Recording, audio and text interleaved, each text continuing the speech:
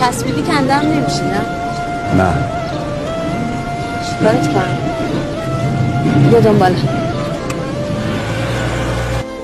اومدین تاب بازی؟ تاب دوست داری؟ چه اینجوری نگاه میکنی؟ 100 تا رستوران و کافه تو رامون بود، حتما باید میومدیم اینجا؟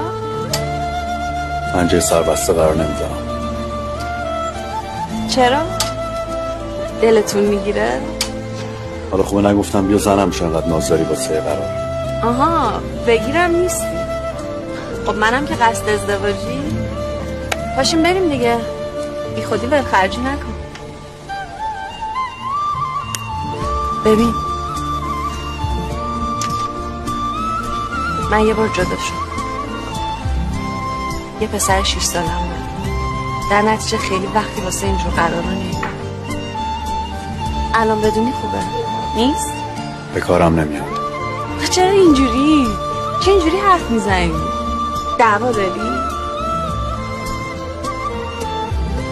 مطمئنی از من خوشت میاد؟